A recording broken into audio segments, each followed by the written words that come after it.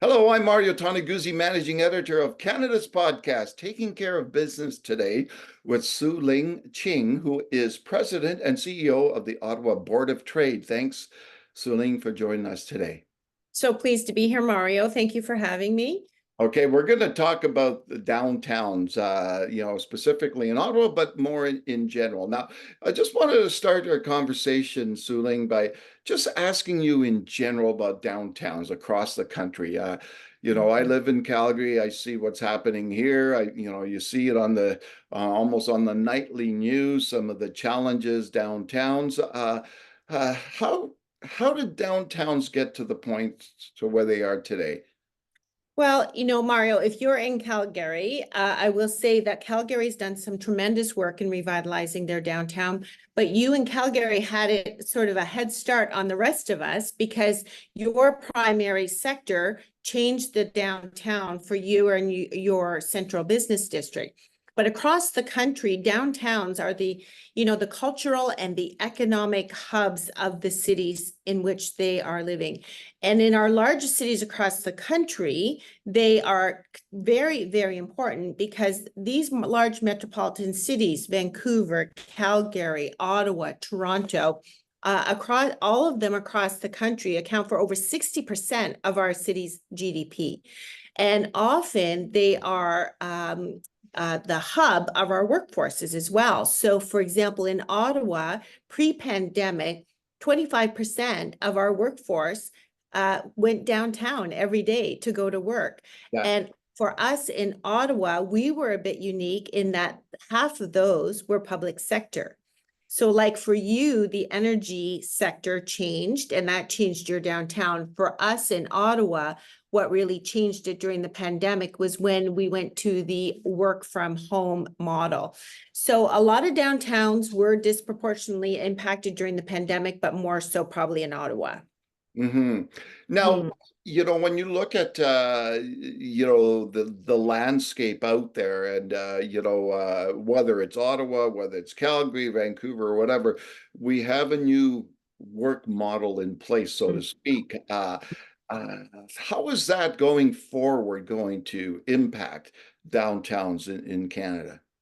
Well, some downtowns have bounced back differently than others, but I think it forced all of us to rethink what our downtown could be. And for us in Ottawa, it probably has inspired us to reimagine our downtown to be more diverse than it was before, and then more vibrant as well. So we had such a high workforce 9 to 5, Monday to Friday here. But our downtowns across the country are also huge assets for our visitor economies, which are so important to our overall economy. So it really forced us to start looking at how we could reimagine our downtowns, make it more attractive for people to not just work there, but also live there, to create some public spaces that, could be really attractive to bringing people downtown. We call it placemaking. So those are the kinds of things we've been looking at.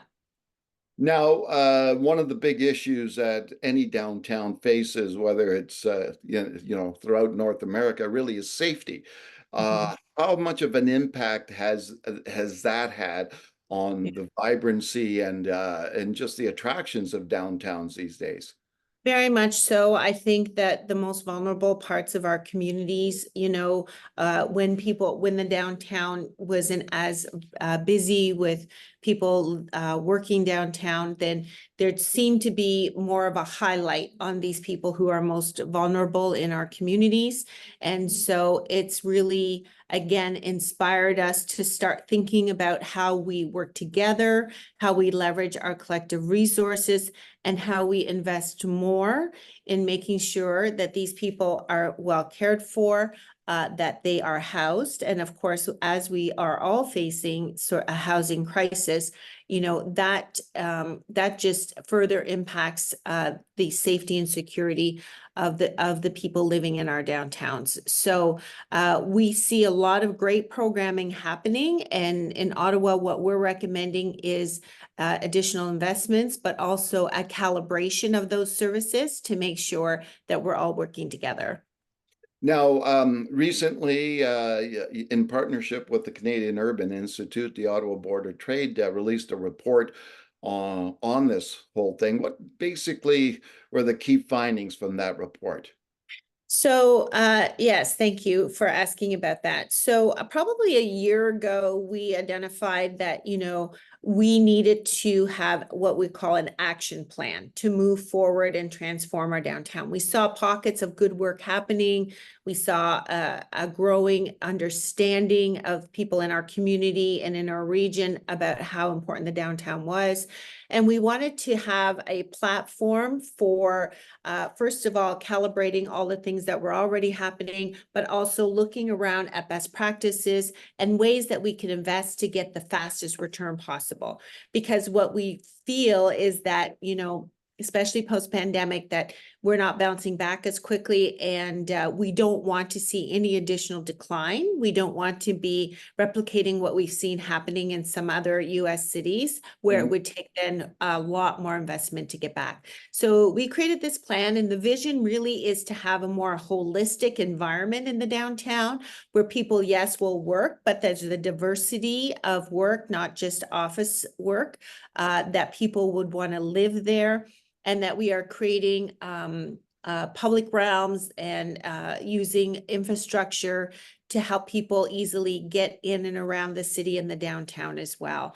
And so we have sort of 16 action items under the headings of creating amenable, livable, walkable neighborhoods. This placemaking, the safety and security, of course, is a big part, and then diversity of our economy. Hmm. Why do downtowns matter? Especially in this day and age where, well, not this day and age, but many years ago, we started seeing, the core of cities moving out into the suburbs and beyond, right? And why do downtowns still matter today?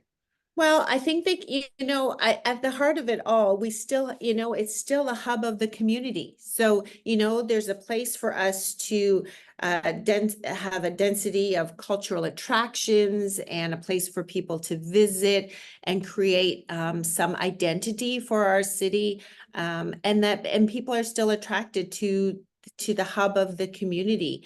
And I think that's been true for many, many years and will continue to be true.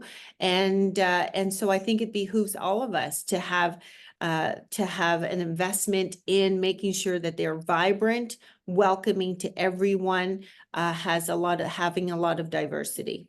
Hmm. So this is an issue or a challenge that still can be fixed in your mind. Absolutely. Still can be and must be fixed in our minds. And so what we're happy about in our plan that was led by the Canadian Urban Institute is that they were able to lend their national and international expertise to this plan. They were able to consult deeply with our stakeholders here and leverage the work that was already being done. And so we see the opportunity now to move forward quickly and together, and to create a community conversation around what the potential is for this city, particularly in Ottawa as the nation's capital. It is a symbol of prosperity for the entire world. And so we're excited to get started. Now, one last thing I wanted to ask you about. One of the big issues in Canada these days is housing, right? And the issue of shortage of housing. Mm. How important is, and and there's lots of talk about densification. So Yes. how important is that element to the sort of the recreating the vibrancy in downtown, so of getting more people living downtown or downtown area? It's critically important, as you can imagine. And in our plan, we actually had identified sort of the top 5 most urgent things that we wanted to get done short term, and then and addressing housing as part of it. So we're already seeing some positive news around housing starts and plans for additional housing in Mhm. Ottawa. And we are already seeing the city moving toward helping to incentivize things like conversions as a tool for us having additional housing. So critically important, and investments from all levels of government in housing and affordable housing as well. All right, wonderful. Thanks so much, Sueling, for joining us today. Thank you, Mario. All right, that was Sueling Ching, who is President and CEO of the Ottawa Board of Trade. I'm Mario Toneguzzi, Managing Editor of Canada's podcast, Taking Care of Business Today.